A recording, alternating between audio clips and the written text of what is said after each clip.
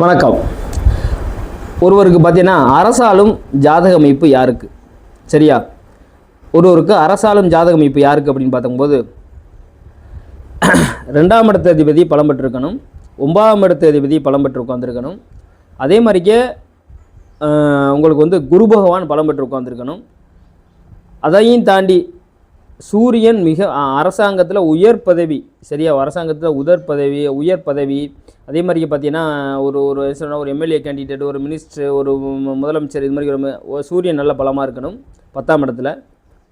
அந்த 10ஆம் இடத்து அதிபதி வலுவாக இருக்கணும், செவ்வாய் வலுவாக இருக்கணும், 11ஆம் இடத்து அதிபதி வலுவாக இருக்கணும். 11ஆம் இடங்கிறது நம்ம அபிலாசைகள் பூர்த்தியாகிற இடம். அப்போ நீ ஆசைப்பட்டால் அது நடக்கணும், சரியா? அப்போ 11ஆம் இடம் நல்லா இருக்கணும், 3ஆம் இடம் நல்லா இருக்கணும். ஏன்னா நீ பண்ணுற முயற்சி வெற்றி அடையணும், சரியா? ஃபஸ்ட்டுலேயே சொல்லிடுறேன். 3ஆம் இடம் நல்லா இருக்கணும், 3ஆம் இடத்து அதிபதி இல்லைனா 3ஆம் இடத்துல ஒரு நல்ல கிரகம், வலுப்பெற்ற கிரகம் உட்காந்துருக்கணும். அதே மாதிரிக்கே பார்த்தீங்கன்னா குரு பகவான் நல்லா இருக்கணும்.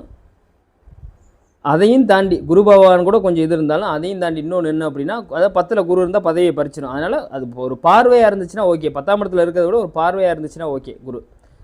அதுக்கடுத்து பார்த்தீங்கன்னா சூரியன் நல்லா பலம் பெற்று உட்காந்துருக்கணும் 10ஆம் இடத்துல. 10ஆம் இடத்து அதிபதி நல்லா இருக்கணும். செவ்வாய் 10ஆம் இடத்துல இருந்துச்சுன்னா ஒரு பதவியை கொடுக்கும்.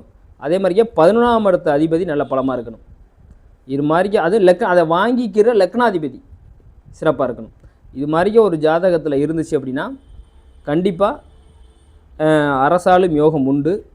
அது எந்த பதவியாக இருந்தாலும் என்ன நினச்சாலும் 11ஆம் இடம் பலம் பெற்றுட்டா அவன் நினச்சதை செஞ்சு சக்ஸஸ் பண்ணி கொடுத்துரும், சரியா? இது மாதிரி உங்கள் ஜாதகத்தில் இருந்துச்சு அப்படின்னா கண்டிப்பாக பின்னாடி ஃபியூச்சரில் உங்களுக்கு ஒரு வாழ்க்கை இருக்குன்னு நினச்சிக்கிறேங்க. நன்றி, வணக்கம். நம்ம சேனலை சப்ஸ்கிரைப் பண்ணி ஷேர் பண்ணிக்கிறேன்.